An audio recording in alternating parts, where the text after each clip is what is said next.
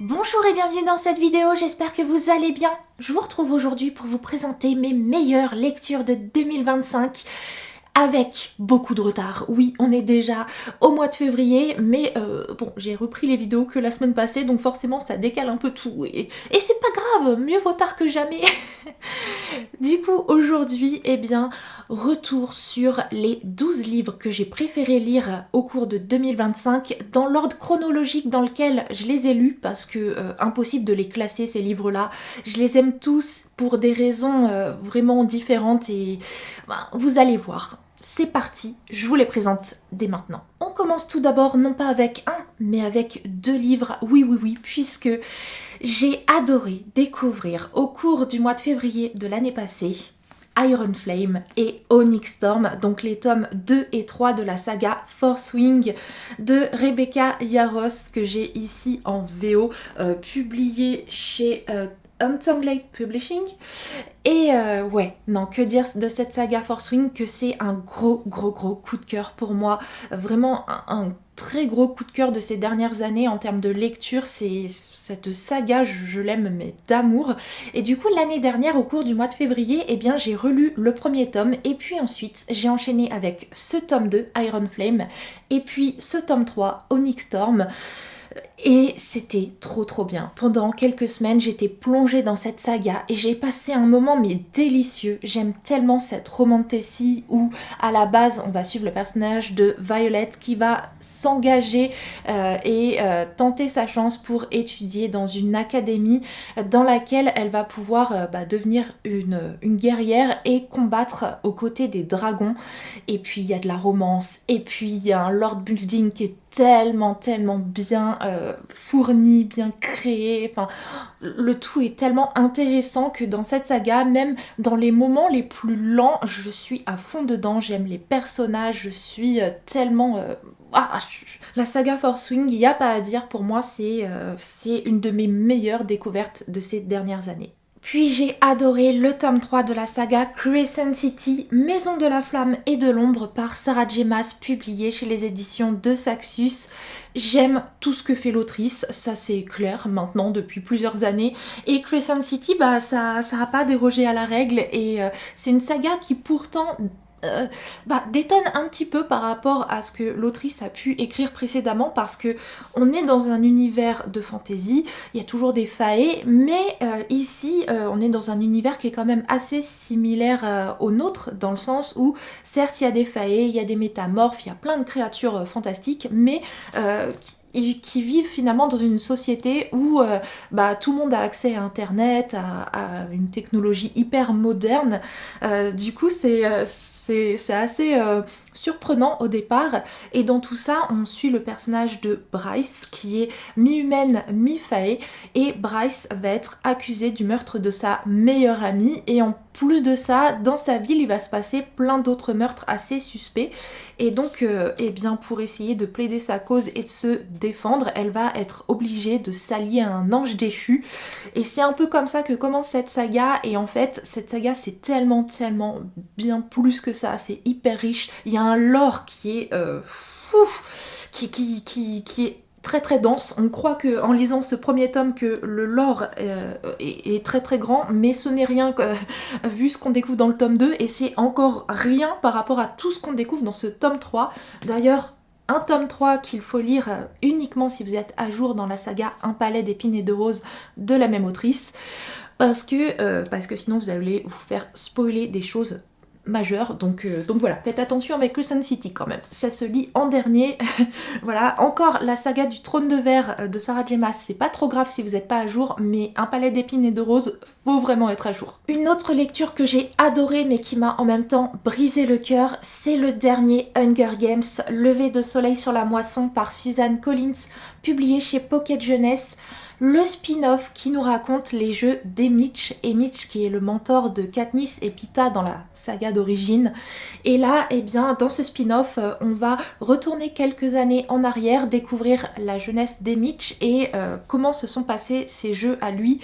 Et forcément, quand on voit le Haymitch adulte dans la trilogie de base, eh bien, on peut se poser des questions, on peut se demander ce qui lui est arrivé et on a toutes les réponses dans ce tome-ci qui ouais, qui est assez bouleversant et toujours en même temps hyper prenant. L'autrice sait raconter les choses, elle sait dénoncer ce qu'elle a envie, elle sait y mettre les formes, elle sait pointer du doigt tout ce qui ne va pas dans une société et waouh, franchement ce tome-ci je l'ai mais adoré, ce spin-off là je l'ai préféré au spin-off précédent autour du personnage du président Snow. Vraiment celui-là j'étais captivée et en plus je trouve qu'il a énormément de vibe du premier tome de la trilogie de base donc ouais, franchement waouh, gros coup de cœur aussi pour ce livre-là. Un autre livre que j'ai trop aimé, c'est le premier tome des Carnets de l'apothicaire par Natsu Hyuga, publié chez les éditions Lumen. Les Carnets de l'apothicaire, c'est une saga que je lis depuis des années avec le format manga en fait.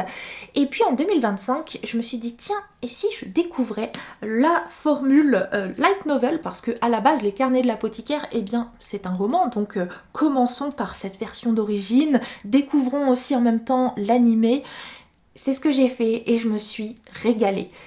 Dans cette saga, en fait, on est plongé dans une Asie médiévale où on va faire la connaissance de Mao Mao, qui est une jeune femme qui va être obligée de travailler à la cour de l'empereur, au départ en tant que servante, et puis à la cour de l'empereur, on va se rendre compte que Mao Mao, elle a des vraies connaissances en ce qui concerne les plantes, les poisons, tout simplement parce que son papa est un apothicaire et qu'il lui a appris plein de choses.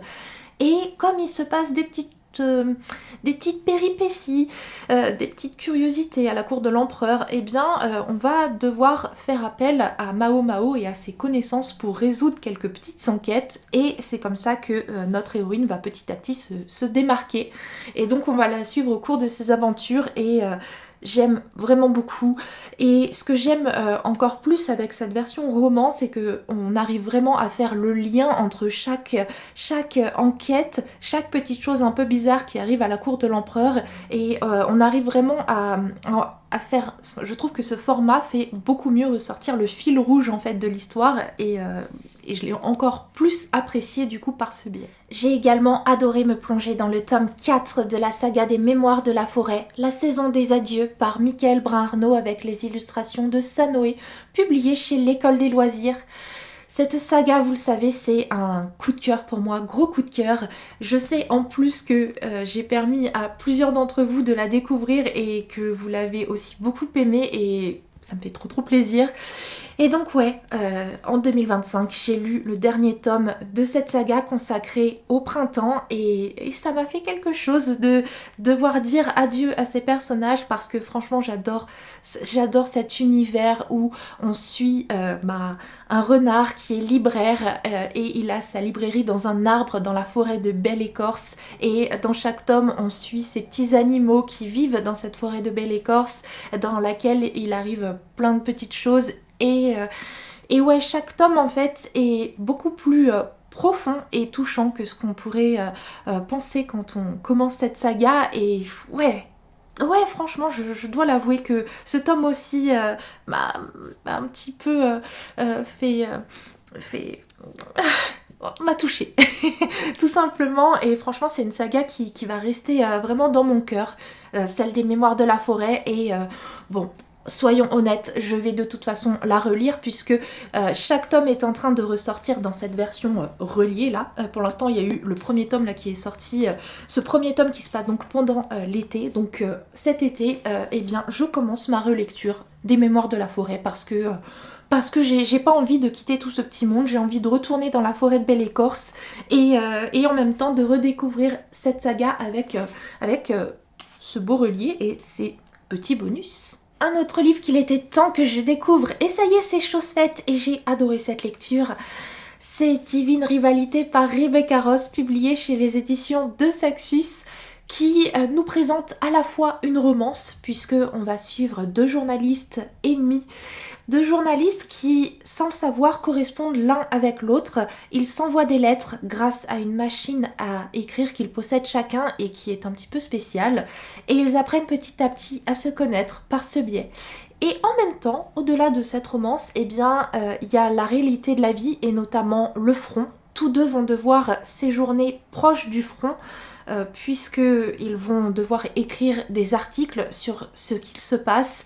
Et c'est ainsi qu'ils vont se retrouver ensemble dans une maison en compagnie d'autres personnes et que malgré ce contexte assez dur en fait de la société dans laquelle ils évoluent, eh bien on a cette romance qui nous réchauffe le cœur et en même temps tout un côté très cosy dans cette maison où ils résident avec ses autres résidents.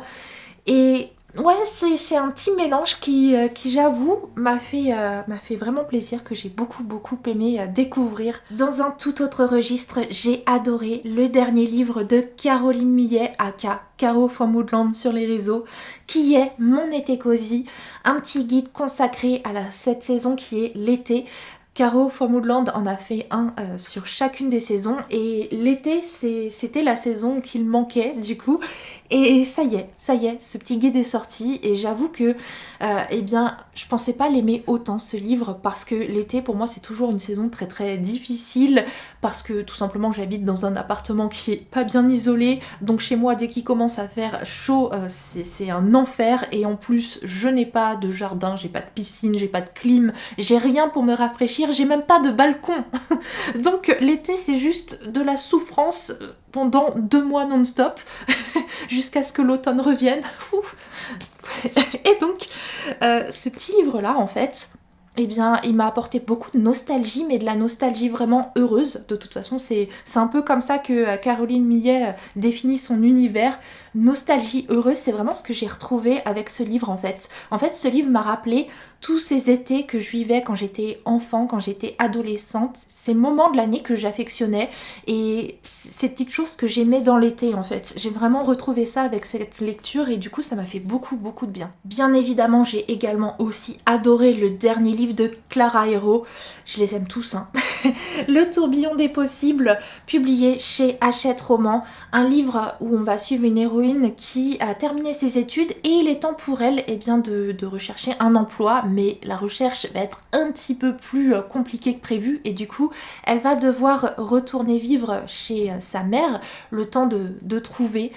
Et ce livre là, même si à la base le sujet de prédilection me parlait pas plus que ça, bah encore une fois avec la plume de Clara Hérault j'ai été embarquée, parce que je trouve qu'à chaque fois Clara Hérault elle arrive à créer des personnages avec des défauts. Ils sont pas parfaits ces personnages, mais c'est comme ça qu'on se retrouve en eux, et il y a tout un côté psychologique qui est tellement à chaque fois tellement bien trouvé, tellement bien amené. Et là vraiment dans ce livre on nous parle du passage à l'âge adulte, de tous les questionnements en fait, toutes ces questions qu'on va se poser, et ouais, j'ai été embarquée comme à chaque fois avec les livres de l'autrice. Un autre livre que j'ai adoré, c'est Quelque part de l'autre côté de la mer, par T.J. Klune, publié chez les éditions de Saxus, qui est la suite du roman La maison au milieu de la mer céruléenne, qui peut se lire comme un one-shot, mais l'auteur nous permet avec ce tome-ci d'avoir une suite, et quel plaisir parce que pour moi le premier tome ça avait été vraiment un gros coup de cœur.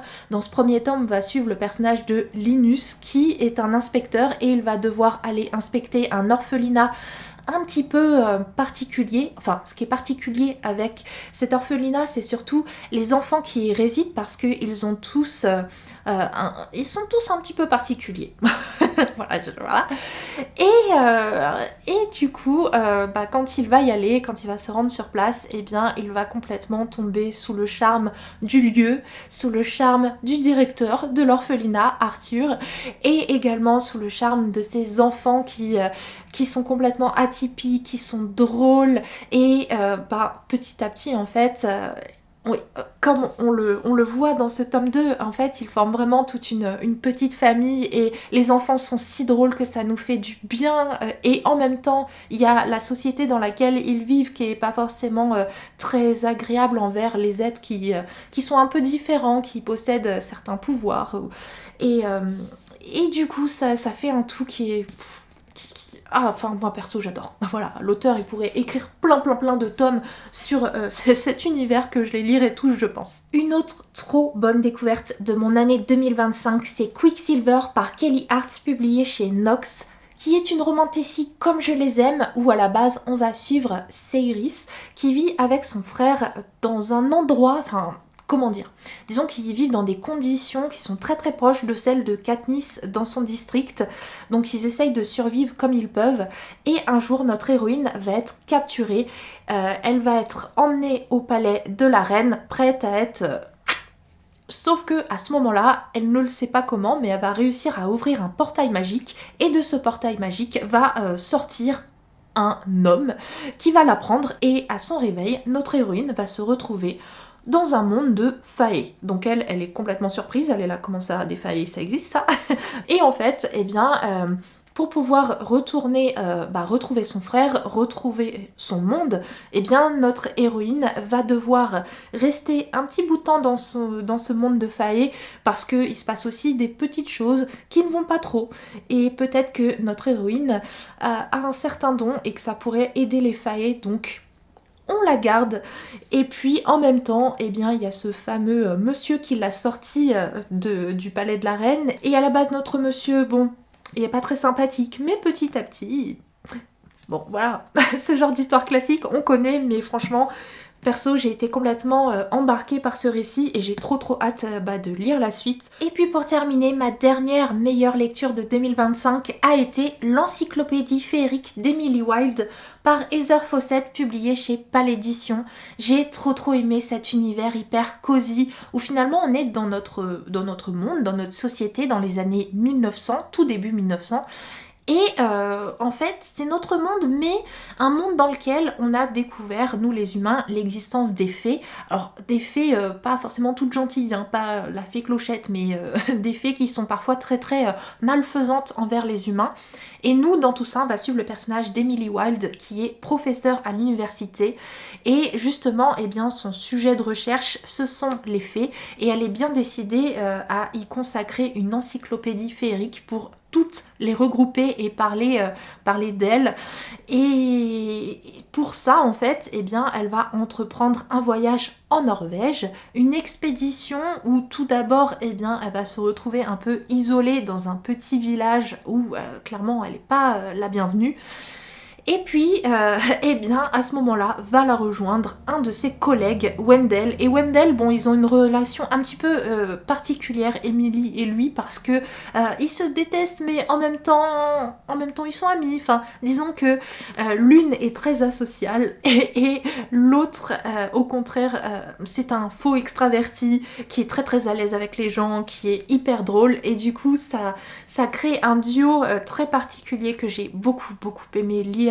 Le tout vraiment avec une ambiance très doudou, très confortable. Enfin vraiment ce tome-ci m'a régalé et j'ai aussi beaucoup aimé sa suite. Et j'ai trop hâte de voir comment va se terminer cette saga avec le tome 3. J'ai hâte qu'il sorte en poche. Voilà donc mes 12 meilleures lectures de 2025. Est-ce qu'on en a en commun? N'hésitez pas à me dire ça. En tout cas, j'ai adoré ces livres et du coup je ne peux que vous les conseiller. Si jamais vous ne les avez pas encore lus, n'hésitez pas, foncez, vous allez vous régaler. Enfin en tout cas je l'espère autant que moi.